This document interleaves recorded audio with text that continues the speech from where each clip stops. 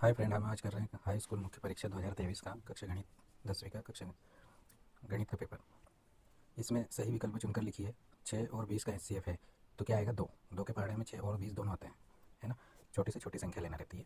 अब द्विघात बहुपद के कितने शून्यक होंगे? तो द्विघात बहुपद के शून्यक होंगे 3। त्रिघात है तो, है ना, त्रिघात के 3, द्विघात के 2 रहते हैं। अब आता है अगला समीकरण। निकाय जो है वो a1x plus b1y plus c1 equal to zero तथा a2x plus b2y plus c2 equal to zero के अद्वितीय हल होने की शर्त। अद्वितीय हल में क्या रहता है? a1/a2 नॉट इक्वल टू रहता है b1/b2, है ना। द्विघात समीकरण का मानक रूप लिखिए। तो मानक रूप में देखा जाए तो पहले वाले में a स्क्वायर दिया, दूसरे वाले में X square plus B X plus C दिया है, लेकिन इक्वल नहीं दिया है, क्योंकि द्विघात समीकरण जब रहती है तो इक्वल में आना चाहिए। तो ये जो सी वाला है ये सही है, ये X square plus B X plus C equal to zero.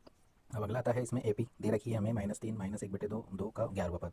तो मैंने यहाँ सोल्व कर रखा है इसको। A N equal to A plus N minus one D का फार्मूला लगाएंगे। ए का मान इसमें पहला प्रथम पद रहता है -3, डी आता है इसमें अगर अपन सोल्व करते हैं तो 5/2 और एन का मान 11। ठीक है, इसको सोल्व करते हैं तो 22 आता है। अगला है इसमें शंकु की तिर्यक ऊंचाई का सूत्र लिखिए। तो तिर्यक ऊंचाई का सूत्र देखो, इनमें पहले इसमें एल स्क्वायर नहीं दिया है, दूसरे में एल स्क्वायर देने के साथ करनी लगा दी, तीसरे में एल करनी में दे दिया, गलत था, है ना। तो डी वाला सही है इसका, क्योंकि इधर स्क्वायर हटेगा तो दूसरी तरफ करनी लग जाएगी। अब आता है रिक्त स्थानों की पूर्ति कीजिए। तो करनी तो एक अपरिमेय संख्या है ना। श्रीधराचार्य सूत्र को द्विघा एक सूत्र प्रतिपादित किया था श्रीधराचार्य ने, तो उसको हम द्विघाती सूत्र कहते हैं, है ना। ये मैंने मान भी लिखा है इसका, X equal to minus B plus minus करने के अंदर बी स्क्वायर माइनस 4ac2 है ना। एपी का देखो, इसमें क्या दे रखा है? एपी 5 10 15 का 10वां पद। तो 5 का पहाड़ा बोल के भी हम सोल्व कर सकते हैं डायरेक्ट, या पहले वाले में सूत्र दे रखा है मैंने सोल्व करके बताया वो। तो 50 आएगा, 5 धम 50 होते हैं। सभी त्रिभुज समरूप होते हैं। तो कौन से त्रिभुज रहते हैं? समबाहु त्रिभुज। ठीक है, किसी त्रिभुज की एक्स अक्ष से दूरी क्या कहलाती है? कोटि कहलाएगी, क्योंकि एक्स अक्ष से दूरी जब हम लिखते हैं तो वाई अक्ष पे चलेंगे, ठीक है, तो कोटि कहलाती है। और वाई अक्ष से दूरी रहती तो भुज कहलाती है ना। अब आता है इसमें एक निश्चित घटना की प्रायिकता हमेशा 1 होती है, ठीक है, और असंभव घटना रहती है या अनिश्चित रहती है बिल्कुल, उसकी प्रायिकता 0 रहती है। तो इसमें क्या आएगा? 1 आएगा। मैंने यहाँ पे इसको मैं भूल गया था, इसमें 1 लगाना है ना। फिर अगला आता है इसमें प्रत्येक का एक शब्द या एक वाक्य में उत्तर देना है। तो द्विघात समीकरण दे रखा है X square plus B X plus C equal to zero के। अब देखो, उधर पूछा था ऑब्जेक्टिव में और यहाँ पे दे दिया, तो इसको हम आसानी से सही कर सकते हैं अगर देखें तो। के लिए व्युत्तर कर का मान, तो व्युत्तर कर का मान रहता है डी इक्वल टू रहता है बी स्क्वायर माइनस 4ac। ठीक है, अब आता है अगला, किसी एपी के प्रथम एन पदों का योग ज्ञात करने का सूत्र। देखो, तो एपी दे रखा है हमें, मतलब श्रेणी दिया है, तो हम इसमें ये फार्मूला लगाएंगे। दो फार्मूले रहते हैं, लेकिन इसमें अपना ये लगेगा, क्या लगेगा? एस एन बराबर एन बटे दो 2a plus N minus one D. उन्नयन कोण की परिभाषा तो मैंने लिखा है यहाँ पे, क्षैतिज से दृष्टि रेखा द्वारा ऊपर की ओर बनाया गया कोण उन्नयन कोण कहलाता है। ठीक है, स्पर्श रेखा और वृत्त के घनिष्ठ बिंदु को स्पर्श बिंदु कहते हैं। पासे को एक बार फेंकने पर संख्या 8 प्राप्त होने की प्रायिकता 0 होती है, क्योंकि पासे पर 6 अंक रहते हैं, 8 आता ही नहीं है। वर्ग 20 40, 20 से 40 है का वर्ग चिन्ह, तो हम मैंने यहाँ सोल्व भी करा, क्या रहता है इसमें? निम्न सीमा और ऊपरी सीमा का योग करते हैं और 2 का भाग देते हैं, मध्य बिंदु निकलता है, उसी को अपन वर्ग चिन्ह बोलते हैं। अब आता है सत्य सत्य। दो समरूप त्रिभुजों की संगत भुजा समानुपाती होती है, सत्य समरूपता की परिभाषा है। दो समरूप त्रिभुजों के क्षेत्रफलों का अनुपात उनकी संगत भुजाओं के अनुपात के बराबर होता है, असत्य, क्योंकि मैंने यहाँ लिखा है सत्य के रहता, अगर वर्गों के अनुपात बोलता तो सत्य हो जाता, है ना। अब यहाँ दृष्टि रेखा प्रेक्षक की आंख को उस वस्तु के बिंदु को मिलाने वाली रेखा है, तो सत्य है ना। अब स्पर्श रेखा ही छेदक रेखा होती है, असत्य, क्योंकि स्पर्श रेखा को अलग रहती है और छेदक रेखा अलग रहती है ना। क्योंकि स्पर्श रेखा एक बिंदु पर स्पर्श करती है वृत्त को, और छेदक रेखा 2 बिंदुओं पर प्रतिच्छेद करती है। पांचवा है, इसमें बिंदु दे रखा है 7 1 और 0 0 के बीच की दूरी। तो इसको करनी 5 है, 5 करनी 2 है, सत्य है, क्योंकि इसको सोल्व करते हैं तो 7 का वर्ग 49 और 1 का 1 ही आता है, तो 49 1 50 होते हैं, करनी से बाहर 5 आ जाएगा, है ना। शंकु का आयतन बेलन के आयतन का आधा होता है। शंकु के बेलन की त्रिज्या और ऊंचाई समान हो तो ये असत्य है, क्यों? क्योंकि शंकु का आयतन बेलन के आयतन का 1/3 होता है ना।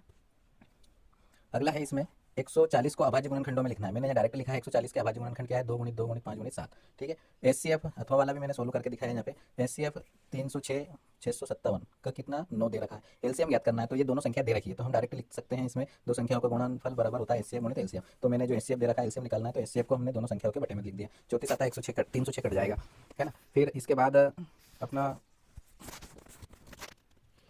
ये सोल्व करा, इसमें 22 33 8, है ना। दर्शाइए कि 3 करनी 2 एक परिमेय अपरिमेय संख्या है। तो मैंने यहाँ है ना एक जो नियम दे रखा है अपनी बुक में, उस हिसाब से बताया इसको। हम यहाँ पे क्या लगा देंगे? एक परिमेय संख्या और एक अपरिमेय संख्या का योग और अंतर अपरिमेय होता है, इस प्रकार हम इसको सोल्व कर सकते हैं। इसमें क्या लिखेंगे? चूंकि 3 तो एक परिमेय संख्या है और करनी तो एक अपरिमेय संख्या है, ये कथन लगा देंगे और लिख देंगे 3 करनी दो अपरिमेय संख्या है ना। 2 लाइन में आंसर आ जाता है इसमें। अब इसका और भी मैंने करा है यहाँ पे 17 23 और 29 दोनों तीनों अभाज्य संख्याएं हैं, इनका एचसीएफ। तो एचसीएफ क्या रहता है कि जो तीनों में कॉमन फैक्टर आता है उसको बोलते हैं अपन, तो एक आएगा इसका सिर्फ, है ना। अब आता है दूसरा 4u² प्लस 8u। तो अगर हम इसको देखें तो शून्य ज्ञात करना है, ये अपने प्रश्नावली में है क्वेश्चन। तो देखो मैंने सोल्व करा है, 4u कॉमन ले लेंगे, u प्लस 2 बचेगा इसमें, तो का मान शून्य होगा करके लिखेंगे, हम शून्य निकालेंगे तो u इक्वल टू तो 0 और एक आएगा u प्लस 2 इक्वल टू 0 लेंगे तो अपन -2 आ जाएगा, है ना। मैंने शॉर्ट में करा है ये। द्विघात बहुपद ज्ञात करना है, शून्यकों का योगफल दे रखा है और गुणनफल दे रखा है। तो हम क्या करते हैं, शून्यकों का योगफल आता है तो -b/a आता है, तो -1 है इसमें, तो प्लस का हो जाएगा, और b/1 और ये करनी 5 c/a आता है गुणनफल। तो a वाला मान हमारा 1 आ गया, तो x² प्लस x माइनस करनी 5 आ जाएगा आंसर, है ना। -5, सॉरी इसमें +5 है करनी में, तो प्लस का ही आएगा, है ना, ये यहाँ मेरे से गलती हो गई इसमें। अब आता है इसमें 9वां क्वेश्चन, अनुपात दे रखे हैं, है ना, तो हमें अनुपात ज्ञात करना है A/A1/A2, B1/B2 और C1/C2। तो अगर देखा जाए तो x के आगे वाले मान जो रहेंगे A1 A2 रहेंगे, y वाले B1 B2 और C1 C2 रहेंगे 5/7। ये मैंने यहाँ सोल्व करा है इसको, है ना, सिर्फ मान लिखना था। फिर अगला क्वेश्चन है इसका, अथवा रैखिक समीकरण युग्म को हल कीजिए। तो मैंने यहाँ डायरेक्ट सोल्व कर दिया है थोड़ा सा हिंट के रूप में। इसमें x + y = 14 है और x - y = 4 है, तो हम विलोपन विधि लगा देते हैं, समीकरण 1 और 2 को जोड़ देते हैं। तो क्या आता है हमारा, 2x + 18 हो जाएंगे बराबर, x का मान निकलेगा 9, फिर 9 मान रख देंगे तो कितना निकलेगा अपना, y का मान 5, है ना। इस प्रकार से हम सोल्व कर सकते हैं, x का मान आया 9 और y का मान आया 5। अब हम इसकी जांच भी कर सकते हैं उत्तर की, अगर गलती दिखे अपने को तो 9 में से 5 घटेगा तो अपना 4 बचेगा, आंसर आ जाएगा।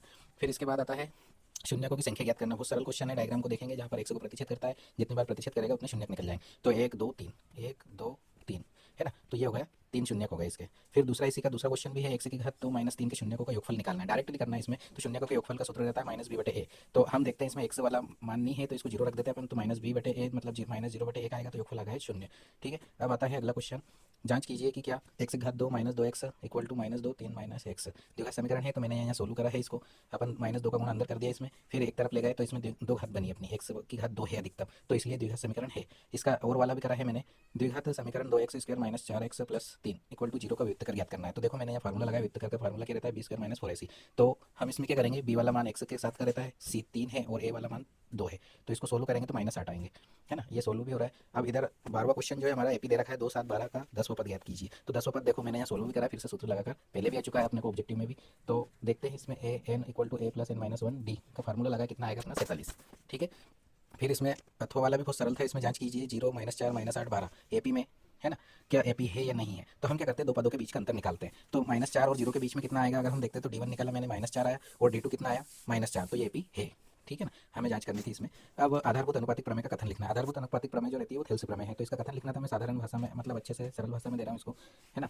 किसी त्रिभुज में एक भुजा के समांतर खींची गई एक सरल रेखा अन्य दो भुजाओं को समान अनुपात में विभाजित करती है, ये इसका कथन है। इसके अथवा वाला जो क्वेश्चन आया इसमें भी ये इसी का कथन, मतलब इसका फॉर्मेट लगता है। ये एक सरल रेखा दे रखी है, समांतर है डी ई बी सी के, तो हमें इसी का मान ज्ञात करना है। इसी से हम सोल्व कर रहे हैं इसको, मैंने डायरेक्ट करा है। यहाँ पे देखो, ये अगर आकृति देखा जाए तो 1.5 बटे क्या जाएगा 3, और इधर 1/x मान लिया, तो x का मान कितना आ गया 2, मतलब इसी कितना आएगा अपना 1/2 आएगा, 2 सेंटीमीटर ले लेंगे, है ना। ये मैंने डायरेक्ट हिंट में दिया है सोल्व कर।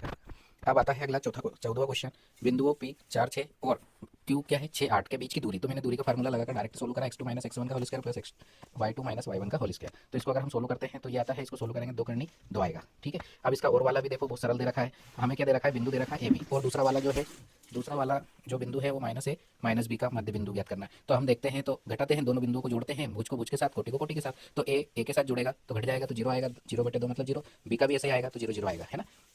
अगर अब आता है 15वां क्वेश्चन, tan a = क्या रहेगा 4/3। तो sec a और cosec a का मान ज्ञात करना। मैंने यहाँ सोल्व करा है इसको, अगर हम मानते हैं सही से तो हम क्या लिखेंगे, tan का फार्मूला रहता है लाल बटे कक्का से लंब बटे आधार। मैंने यहाँ अच्छे से सोल्व कर रखा है इसको, आकृति भी बनी है इसमें। a कोण के सामने की भुजा लंब हो गई तो 4 के आ गया, है ना, और आधार क्या आ गया 3 के। इसको हम पाइथागोरस प्रमेय लगाकर सोल्व करेंगे, कर्ण निकल जाएगा, कर्ण निकला हमारा AC कितना निकला 5 के, ठीक है। तो हम सेक का मान निकालेंगे, तो सेक क्या रहता है, कर्ण बटे आधार। तो कर्ण बटे आधार आएगा तो 5/3 आएगा। कोस क्या रहता है, इसका सेक का उल्टा रहता है, तो 3/5 हो जाएगा, आधार बटे कर्ण, ठीक है। ज़्यादा सरल था, एक ज़्यादा बड़ा नहीं है क्वेश्चन। ऐसा कैसे, इसका और वाला क्वेश्चन भी अच्छा है, साइन 18 डिग्री और कोस 72 डिग्री का मान ज्ञात कीजिए। तो अगर हम देखें तो 18 72 90 होते हैं, तो हम ऊपर का साइन चेंज कर लेते हैं। कैसे करेंगे, तो 90 - 72 लिख लेंगे साइन को, है ना, 18 को लिख सकते हैं हम, कोस 72, फिर इसका निष्पत्ति चेंज वाला फार्मूला लगाएंगे तो साइन का क्या हो जाएगा, कोस हो जाएगा, कोस 72 लिखा जाएगा, 72 से 72, कोस 72 से कोस 72 कट जाएगा, तो कितना आ गया, एक आंसर आएगा इसका। अब आता है अगला क्वेश्चन, दो खिलाड़ी संगीता और रेशमा टेनिस का मैच खेलते हैं। यहाँ ज्ञात करना है कि संगीता के मैच जीतने की प्रायिकता तो दे रखी है 0.62, तो रेशमा के जीतने की, तो जब संगीता हारेगी तब रेशमा जीतेगी। तो हम क्या करेंगे, संगीता के हारने की प्रायिकता निकाल लेते हैं। कैसे, तो 1 में से जो जीतने की प्रायिकता है वो घटा देंगे, ठीक है। तो ये नहीं कि हमने प्रायिकता निकाली तो कितनी आ गई हमारी 0.38, तो रेशमा के जीतने की प्रायिकता आ गई है, ठीक है। और वाला इसका देखो, एक थैले में 3 लाल 5 काली गेंदें हैं, इस थैले में से एक गेंद यादृच्छिक निकाली गई, तो इसकी प्रायिकता क्या है कि गेंद लाल हो। तो देखते हैं अपन, देखो थैले में कितनी गेंदें कुल 3 और 5 कितनी हो गई 8 गेंदें, है ना। मैंने यहाँ सोल्व कर रखा है, तो लाल गेंद होने की प्रायिकता निकालना है। तो लाल कितनी है अपने पास 3, तो 3 बटे टोटल अनुकूल बटे कुल आ जाएगी 3/5। ये थोड़ा सा ही है, 5 प्रायिकता का है ये क्वेश्चन, है ना। अब आता है अपना 17वां, एक पासे को एक बार फेंका गया तो अभाज्य संख्या आने की प्रायिकता। तो अभाज्य संख्या देखो मैंने यहाँ पे प्रतिदर्श समष्टि का ये थोड़ा सा सोल्व करके दिया हिंट के रूप में। एक पासे को फेंकते हैं तो 1 से 6 तक गिनती आती है ना। फिर अभाज्य अंक देखेंगे तो 2 अभाज्य संख्या है, 3 भी अभाज्य और 5 भी अभाज्य, इसमें 1 नहीं लेते हैं, है ना। तो अब क्या आ गया, इसमें प्रायिकता निकलेंगे तो अभाज्य अंकों की संख्या भी 3 हो गई और टोटल कितनी है 6 है, तो अनुकूल बटे कुल तो कितनी आ गई 1/2 आएगी, सॉरी यहाँ पे 3 से 6 कटेंगे 2 बार, है ना, यहाँ पे गलत टाइप हो गया है। अब आता है अथवा वाला, एक डिब्बे में 5 लाल गेंद, 3 सफ़ेद गेंद और 4 हरे कंचे हैं, है ना। हरे कंचे, सॉरी गेंद नहीं है। तो इस डिब्बे में एक कंचा निकला गया तो सफ़ेद कंचा होने की प्रायिकता, तो सफ़ेद कंचे कितने टोटल 8 है, ठीक है। तो और कुल अगर देखें अपन 5, 8 और 4 को जोड़ते हैं तो कितने हो जाते हैं 17। तो सफ़ेद कंचा होने की प्रायिकता 8/17 हो जाएगी, ठीक है। ये यहाँ पे मैंने सोल्व कर रखा है इधर, इसको आप देख सकते हो। अब आता है अगला क्वेश्चन। मैंने ज़्यादा से ज़्यादा जो छोटे क्वेश्चन हैं उनको जितना सरल तरीके से हो सके मैंने हिंट के रूप में इनको समझाया यहाँ पे। अब आता है 18वां क्वेश्चन। धरती पर एक मीनार खड़ी है, तो मीनार हमेशा सीधी खड़ी रहेगी 90 डिग्री पर, है ना। तो धरती के एक बिंदु से मीनार के पाद से कितनी दूर है, 15 मीटर। मैंने यहाँ आकृति बनाकर बताया है ये। अब मीनार के शिखर का उन्नयन कोण 60 डिग्री है, तो मीनार की ऊंचाई क्या होगी। तो अगर हम देखें, सही से मैंने हिंट के रूप में दिया है यहाँ पे। तो अगर हम देखें तो देखो मीनार की ऊंचाई h मान लेंगे, माना कि मीनार की ऊंचाई h मीटर है। मीनार के पाद बिंदु से बिंदु की दूरी कितनी है, 15 मीटर है। 60 डिग्री का कोण बन रहा है। तो अगर हम ये लंब बटे आधार का फार्मूला लगाते हैं तो 10 60 डिग्री आ जाएगा, h/15। अब 10 60 का मान रहता है करनी 3, ठीक है। तो 15 मीटर जो है उसका इंटू हो जाएगा, तो अपना आंसर क्या आएगा, ऊंचाई जो आएगी मीनार की वो आएगी 15 × 3 मीटर, ठीक है। यहाँ पे मैंने शॉर्ट में कर दिया, इसको जमा के लिख सकते हैं। अथवा वाला देखो, तेज आंधी से आने पर एक पेड़ टूट जाता है, ये भी वैसे क्वेश्चन बनेगा, लेकिन पेड़ में इसमें क्या रहेगा कि जो ये आकृति दे रखी है इस आधार पे हम एक ऊंचाई h लेंगे और ये लंबाई करने जो है दिख रहा है इसको भी जोड़ेंगे, क्योंकि पेड़ की कुल ऊंचाई निकालना है अपने को। 30 डिग्री का कोण आएगा 60 की जगह, और भूमि से कितनी दूरी पर छूता है 8 मीटर, 15 की जगह 8 मीटर लिख देंगे इसमें जो कर रखा अपन ने, है ना। अब आता है अगला क्वेश्चन, इसको मैंने ज़्यादा सोल्व नहीं करा है। अब आता है अगला, सिद्ध कीजिए कि बाह्य बिंदु से वृत्त पर खींची गई स्पर्श रेखाओं की लंबाई बराबर होती है ना। तो बराबर होती है लंबाई। तो मैंने ये वाला क्वेश्चन एक बोर्ड पर करके इसका फोटो खींचा है। तो देखो मैंने यहाँ पे एक वृत्त खींचा है ना। दिया गया क्या है, वो वृत्त का केंद्र है, बाह्य बिंदु P से खींची गई 2 स्पर्श रेखा है PQ और PR है, ठीक है। मैंने लिख दिया, ये अपने को दिया है। सिद्ध क्या करना है, PQ बराबर PR, स्पर्श रेखा की लंबाई बराबर लाना। रचना करेंगे हम इसमें, केंद्र O से P, Q और R को मिलाएंगे, ठीक है। इस प्रकार हमारे 2 त्रिभुज बनेंगे इसमें अंदर, और इनको हम फिर लेकर चलेंगे। देखो ये, तो इनको लेकर चलेंगे तो त्रिभुज PQO और PRO में चलेंगे, तो इसमें क्या आएगा, कोण PQO और PRO बराबर रहेंगे, समकोण है ना। त्रिज्या स्पर्श रेखा पर लंब होती है। और दूसरा क्या आएगा, OP बराबर OP दिख रहा है हमें, PO भी बोल सकते हैं इसको, और QO बराबर QO, है ना। तो ये क्या है हमारी आर ओ, ये दोनों त्रिभुजों में त्रिज्या है बराबर होती है। तो 2 त्रिभुज की हमने 3 अवयव बराबर दर्शा दिए, एक कोण और 2 भुजाएं। तो सर्वांग समता हो गई, तो त्रिभुज PQO सर्वांग सम हो जाएगा त्रिभुज PRO के। तो क्या सर्वांग समता आ गई हमारी, SAS सर्वांग समता नियम से ये सर्वांग सम त्रिभुज हो गए। अब हमें पता है सर्वांग समता की परिभाषा क्या कहती है कि सर्वांग सम त्रिभुजों के संगत अवयव बराबर होते हैं। तो जो हमारी PQ और PR स्पर्श रेखाएं हैं, ये ऊपर के त्रिभुज में और एक नीचे के में, तो ये भुजाएं बराबर हो गई, है ना। तो हमारी जो प्रमेय थी वो सोल्व हो गई। तो ये 19वें का क्वेश्चन है ये, ठीक है। इसका अथवा वाला भी मैंने सोल्व करके बताया थोड़ा सा। बिंदु ए से जो वृत्त के केंद्र से 5 सेंटीमीटर दूरी पर है ना, केंद्र से कितनी दूरी पर, 5 सेंटीमीटर। वृत्त पर स्पर्श रेखा की लंबाई भी दे रखी है 4 सेंटीमीटर। तो अगर हम देखें तो वृत्त की त्रिज्या ज्ञात करनी है, तो मैंने इसी में मैं समझाता हूँ इस चित्र में। अगर हम PQ स्पर्श रेखा ले ले और O से P दूरी ले ले 5 सेंटीमीटर, और स्पर्श रेखा की लंबाई है 4 सेंटीमीटर, तो त्रिज्या निकालेंगे तो देखो लंब निकलेगा अपना। तो कर्ण में से 5 के वर्ग में से 4 का वर्ग घटा देंगे, ठीक है। तो यहाँ मैंने डायरेक्टली सोल्व करा है। 5 के वर्ग 25 में से 16 घटाए, 4 का वर्ग 9 बचे, 9 का वर्गमूल क्या आएगा 3। तो हमारी त्रिज्या जाएगी 3 सेंटीमीटर। अब आता है, इसमें बहुत सरल पेपर आया था इस बार का, अगर देखा जाए तो बहुत छोटे छोटे क्वेश्चन थे। अब देखते हैं 20वां क्वेश्चन। 6 सेंटीमीटर त्रिज्या वाले वृत्त के त्रिज्याखंड का क्षेत्रफल ज्ञात करना है और कोण भी दे रखा है। तो हमें त्रिज्याखंड का क्षेत्रफल का सूत्र क्या रहता है, थीटा बटे 360 पाई आर स्क्वायर। तो मैंने ये डायरेक्टली मान रखा है, थीटा का मान 60 डिग्री बटे 360 इंटू पाई का मान 3.14 और त्रिज्या आर का वर्ग मतलब 6 × 6, ठीक है। तो अगर हम देखें तो 60 से 360 कटेगा कितनी बार, 6 बार। 6 से फिर एक 6 कट जाएगा, तो 3.14 का गुणा हमारा 6 में हो जाएगा, तो कितना आएगा 18.84 सेंटीमीटर स्क्वायर, ठीक है। ये त्रिज्याखंड का क्षेत्रफल आ जाएगा। इसी का देखा जाए तो अथवा वाला देखो, एक घड़ी की मीनार मिनट की सुई जिसकी लंबाई 14 सेंटीमीटर है, तो ये त्रिज्या हो जाएगी। सुई द्वारा मिनट का 5 मिनट में रचित कोण याद करना है, तो हम 1 मिनट का निकालेंगे तो 360 मिनट की सुई 1 घंटे में 360 घूम जाती है कोण, है ना। और 1 मिनट में 1 घंटे में कितने मिनट होते हैं 60। तो हम ऐसे अगर निकालेंगे तो 6 डिग्री का कोण आएगा 1 मिनट का। तो 5 मिनट का कितना आएगा हमारा, वो उस हिसाब से हम इसको कर लेंगे, 5 का गुणा कर देंगे इसमें, है ना। 5 6 30 डिग्री का, तो डिग्री का कोण आ गया, त्रिज्याखंड का क्षेत्रफल हम निकाल सकते हैं आसानी से। ऊपर का जो फार्मूला है वो लगाएंगे, ठीक है। अब इसमें देखो 21वां क्वेश्चन जो है, 2 संख्याओं का अंतर 26 से एक संख्या दूसरी संख्या से 3 गुनी है, इन्हें ज्ञात कीजिए। तो 3 पार्ट का है अपना, बहुत अच्छे से क्वेश्चन है ये। तो मैंने यहाँ पे डायरेक्टली दिया है, अगर हम मानते हैं कि माना कि पहली संख्या x है और दूसरी संख्या y है, इस प्रकार हम बोल सकते हैं। तो दोनों संख्याओं का अंतर, तो देखो x - y बराबर 26 आ गया, पहली समीकरण आ गई। दूसरा हम पढ़ेंगे दूसरा प्रतिबंध, तो देखो दूसरी संख्या पहली संख्या की 3 गुनी है, तो दूसरी संख्या जो एक संख्या जो पहली संख्या है वो दूसरी की 3 गुनी, तो x बराबर 3y लिख देंगे, 2 समीकरण आ गए। और ऐसे ही मैंने क्वेश्चन पहले सोल्व करके बता दिया, विलोपन विधि से अपन कर सकते हैं, है ना। रैखिक समीकरण युग्म को भी ऐसे ही हल कर सकते हैं इसमें भी। तो ये वाला ज़्यादा सरल है इसका, पहले वाले, है ना। तो इस प्रकार से हम सरल क्वेश्चन का चयन कर सकते हैं। पहले दोनों क्वेश्चन पढ़ें, जो सरल आता है उसको उस हिसाब से अपन कर सकते हैं। अब देखो इसमें 22वां क्वेश्चन भी अच्छा था वैसे। देखो 2.4 सेंटीमीटर व्यास और 1.4 सेंटीमीटर, है ना। ऊंचाई तो 2.4 है और व्यास कितना है 1.4। बेलन, ठोस बेलन में से उसी ऊंचाई का और उसी व्यास वाला एक शंक्वाकार खोल काट लिया गया अंदर से। मतलब एक अगर अपन ने लकड़ी का ठोस लिया बेलनाकार का, तो उसमें से शंक्वाकार का एक ठोस काटा। तो अभी अपन ने पढ़ा था कि जो बेलन रहता है, बेलन का आयतन शंकु के आयतन का 3 गुना होता है, या शंकु का आयतन बेलन का आयतन का 1/3। तो उस आधार पे हम इसको कर सकते हैं। शेष बचे ठोस का पृष्ठीय क्षेत्रफल ज्ञात कीजिए, तो बड़ा होता है क्योंकि इसमें अंदर शंकु का लगता है पृष्ठीय क्षेत्रफल, और बाहर वृत्त का वक्र पृष्ठ लगता है और अंदर शंकु का वक्र पृष्ठ लगता है, ठीक है। तो इसकी जगह अगर हम चाहें तो ये और छोटा क्वेश्चन है इसका अथवा वाला। एक ठोस अर्धगोले पर खड़े एक शंकु के आकार का है, ठोस किस आकार का, शंकु के आकार का। इसकी त्रिज्या देखो, तो अर्धगोले पर है तो त्रिज्या जो गोले की रहती है वो शंकु की रहेगी, है ना। तो त्रिज्या 1 सेंटीमीटर है और शंकु की ऊंचाई भी 1 सेंटीमीटर है, क्योंकि त्रिज्या की बराबर है। तो अगर हम देखें तो इसमें शंकु का आयतन और अर्धगोले का आयतन का सूत्र लगा के हम इसको पाई का मान रखना नहीं नहीं है, सिर्फ डायरेक्ट सोल्व करना है। तो 1 सेंटीमीटर त्रिज्या का इनका मान रखाएगा तो सिर्फ पाई बचेगा। ठीक है, इस प्रकार इसको सोल्व कर सकते हैं, ये भी अच्छा क्वेश्चन है। अब आता है 23वां क्वेश्चन।